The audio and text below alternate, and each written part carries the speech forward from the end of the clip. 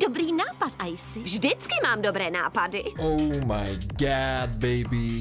Tomu ver, že sa ideme teraz rozprávať o Winx klube. Volali na mě z výlohy. Kup si nás, prosím. Absolútne majstrovské dielo. Totálna cinema. Ale prečo? Prečo chlap ako ja venuje svoju pozornosť a energiu na tvorbu videa o starom animovanom seriáli určenom pre mladé dievčatá? Táto reputácia je ale vysoko zavádzajúca. Winx Club je totižto niečo ďaleko viac. Začnem príbehom. Winx je veľmi archetypické fantasy so štipkou sci-fi looku. Protagonistka Bloom, a.k.a. Pick Me Girl, objavuje svoje magické schopnosti a prichádza ich rozvíjať do školy pre obdobne nadané bytosti v magickom svete. Spoznáva nových ľudí, spojencov aj nepriateľov, ktorí zväčša reprezentujú aspekt čiernej mágie. Postupne odkrýva svoju mysterióznu minulosť a stáva sa dôležitým hráčom v nadchádzajúcom veľkom konflikte dobra a zla. Tento seriál je mix prequel trilógie Hviezdnych vojen a Harryho Pottera. Obe tieto značky boli v skorých 2000-kách na vrchole kultúrnej relevancie, no a domnievam sa, že sa nimi autor tohto seriálu značne inšpiroval. Seriál má skvelé zábavné postavy, ktoré sú vizuálne a povahovo odlišné. Príbeh sa progresívne rozvíja s každou epizódou, no zároveň každá z nich ponúka svoj vlastný epizódny konflikt a rozuzlenie. Ja osobne mám na Winx klube najradšej estetickú stránku.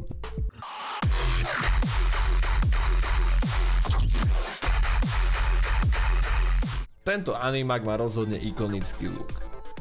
Fantasy Y2K futurizmus vo všetkej svojej CD disk sláve, ktorý v live adaptácii z nepochopiteľných dôvodov absentuje. Prakticky každá postava tu má nejaký extrémne dobrý drip, hej, pozri sa na Stelu. Stella je totálne iconic. Nekonečný soumrak, můj nový parfém, líbí se ti? Stelo, môj ty bože. Má bohatých rodičov, rada nakupuje. Myslí si, že chodí more do New Yorkeru či Beršky ako nejaký average pleb, hej, ako nejaký average žebrak? Ha, ani piču. Kámoško, toto je dobová 2000s jar-leto Versace kolekcia. Ty odporné čarodějnické hadry na sebe nevezmu. No ale povieš si, že OK, Stella je strašná pička, Versace je gíč, nie je to pre teba. V poriadku, chceš nejaký underground, chceš nejakú goth baby, všakže.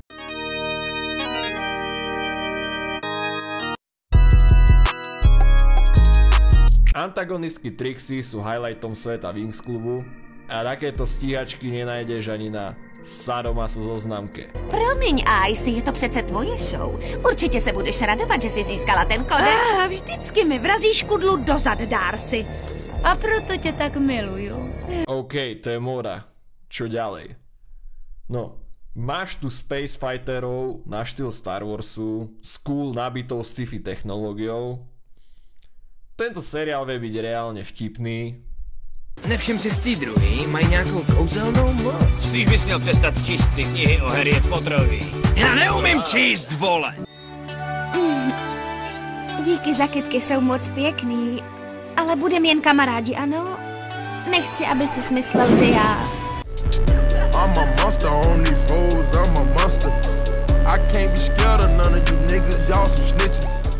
Takže vidíš, som toho názoru, že Winx je ďaleko viac ako blbý detský animák, ktorý má predávať hračky. No a toto všetko sú pádne dôvody, ale ak si to sledoval ako mladý chalán, Winx klub dievčatá pravdepodobne tvoria teraz tvoje centrálne archetypy žien, ktoré ťa priťahujú. Ní, pozeraj, múza. Klasická alt girl, ktorú stretneš vo fuge. Smash. Stella reprezentuje taký ten honosný Smash. Bloom. Ultra Smash. Bonusové body za jej verziu Temného Fénixa. Riven. Uhněte. Teď uvidíme, jestli budeš mít taky na mě. OK, vypočujte ma. Nie som gay, ale stále smeš.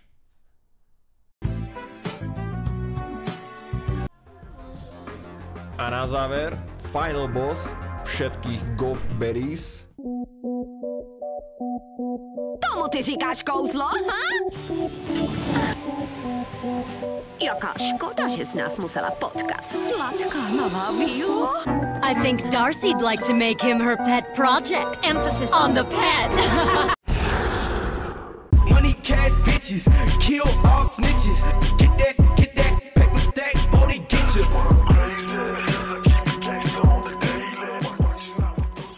Áno, IC, budem tvoj dog.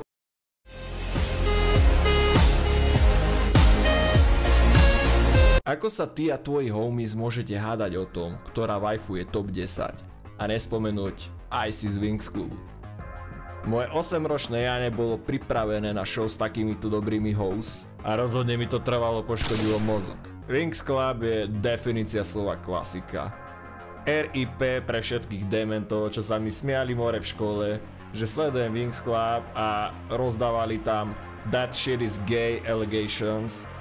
You just played yourself, ty Kinder Mafia. Chod si tam obsesovať nad Sakurou v Narutovi. Pri nedávnom rewatchi tohto seriálu som si povedal ale, že toto je skvelý materiál na online hru, kde študenti a študentky týchto magických škôl by boli reprezentovaní skutočnými hráčmi. Predstav si Winx na štýl pôvodného Vovka, hej. Takýto počin by mal väčší hype ako Ficov incident s guličkovkou.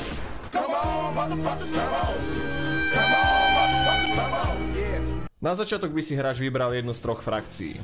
Vo svete Winx sú to víly, ktoré reprezentujú archetyp svetlej mágie, čarodejnice, ktoré by ocenili všetky tie pozerské, gotické Deftones čajky, no a špecialisti, ktorí sú de facto vykrádačka Star Warsu a frakcia, ktorá by bola populárna u mužských hráčov.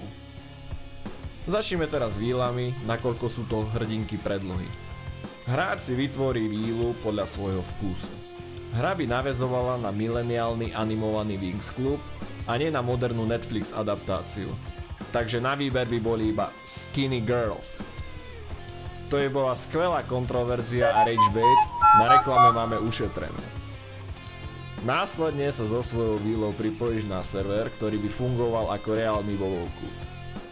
V areáli školy by boli ďalšie víly, tvoje spolužiačky, hej, ktoré by boli avatarom ďalších skutočných hráčov. Keďže by ste boli všetci študenti a študentky na magickej škole, vzniká tu priestor pre taký aspekt sociálnej siete. Žiadne reklamy, catfish, ragebait a brainrot bordel moderného Instagramu. Iba cheery roleplay. A bolo by to skvelé miesto pre spoznávanie nových ľudí. Mohol by si tu spraviť skutočných priateľov a nepriateľov. Môžeš preukázať svoje dobré srdce a pomáhať ostatným študentom. Alebo to dáš na drama queen a budeš šikanovať slabších hráčov. No a kto vie, možno tvoja múza spozná svojho Rivena a nadobudneš romantický vzťah aj mimo videohry. IRL to bude nejaký čavo, čo sa volá Geralt, má 43 rokov a je to poľský kamionista, ale to je tá krása MMORPG vzťahu. Tým, že Winx Club je ikonický pre svoju módu, mohol by si poflexiť ostatné hračky svojim superiorným outfitom. Len si predstav tú svoju partiu, kde spoluhračky majú nejaký basic girl outfit a ty si ten level 99 runway psycho fashion demon, ktorého sa zľakne aj Marilyn Manson. It said dark theme. You came out here looking like a hornet. Navštevoval by si predmety, kde by si sa učil nové kúzla. Tie by si mohol využiť následne v boji so silami zla. V škole by si sa kúzla naučil, no v otvorenom svete v súboji s monštrami by si ich dodatočne zlepšoval. Mal by si svoju izbu na internáte, ktorú by si mohol ľubovoľne vyzdobiť a pozvať do nej ostatné kamošky. No a taktiež by si ju musel permanentne zdieľať aj s ostatnými spolubývajúcimi. Opäť by to bolo iba na tebe, aké vzťahy by si s týmito ľuďmi viedol. Tvoja postava by začínala ako nula, prváčka na škole, obyčajná káča, ktorá nevie vykastiť ani basic fireball. Eventuálne by ju dokončila ako Legendary Warrior Full Spec Vila. Povedz mi, že takýto koncept neznie vôbec návykovo. Na toto sa nechytá ani velo s príchuťou McDonald's Tasty omáčky. Lebo uvedom si jednu vec, tam vonku, v skutočnom svete si nikto. A nemáš žiadne money, žiaden pichač, žiaden swag, žiadne kamošky. Gelové nechty ti more odrastli, v kabelke zo Sheinu máš rozjebaný iPhone 7, si proste loser. Ale vo World of Wings Club môžeš byť hocikto. Tvoja postava bude milovaná, nenávidená, obávaná.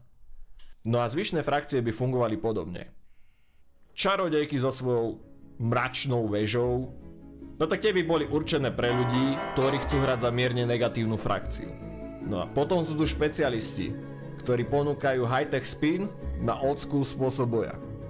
Nakoľko takýto typ hry by apeloval ako malým deťom, tak aj mileniálom, existovali by dva typy serverov. Moderovaný, vhodný pre všetky vekové kategórie a ľudí, ktorí preferujú netoxickú a bezpečnú internetovú komunikáciu. No a taktiež by som ponúkol anarchia reálmi, kde neplatia absolútne žiadne pravidlá. Podobne ako pri návšteve najznámejšieho bazáru so škrečkami X-Hamster. Aj tu by si musel odkliknúť políčko mám viac ako 18 rokov. Online komunita na anarchia serveroch by bola čistá Sodoma Gomora, no tie najvtipnejšie a najbizarnejšie virtuálne príbehy by vznikli práve tu.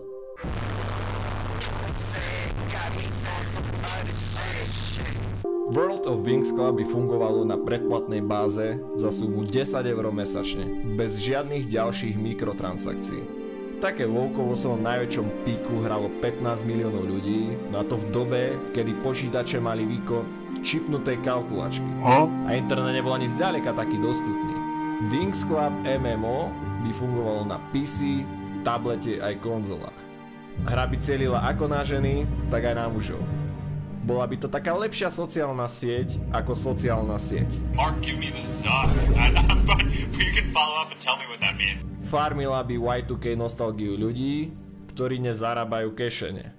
Takýto fenomén by vedel pritiahnuť viac ako 50 miliónov aktívnych hráčov, čo by predstavovalo mesačnú tržbu 500 miliardy eur. Vývoj by vyšiel na 100 mega, ak to dáš urobiť ugírcom v čínskych koncentračných táboroch. Hra podľa mňa nepotrebuje nejakú ultrarealistickú grafiku, pretože chceme, aby bežal aj na mobilných zariadeniach. Podobne ako Genshin. Dlhšiu dobu som uvažoval nad záverom tohto videa, ako to celé zmysluplne ukončiť. Povieš si, že OK, pekný fanušikovský koncept, no a čo z toho? Asi je celá táto esej len taký môj finálny koup z toho, že už nikdy nezažijem naozaj prevratnú MMO videohru, ako bolo pôvodné WoWko. 20 rokov dozadu sa totižto odohral ten najzaujímavejší sociálny experiment v histórii herného priemyslu. Vznikol obrovský fantasy svet, ktorého najzaujímavejší obsah tvorili milióny hráčov. Tí našli vo svete Azerotu svoj druhý domov, vybudovali si tam celoživotné priateľstva. A to všetko v dobe, kedy bol Facebook ešte len v plienkach. No a úprimne na trhu chýbajú takéto sociálne videohry.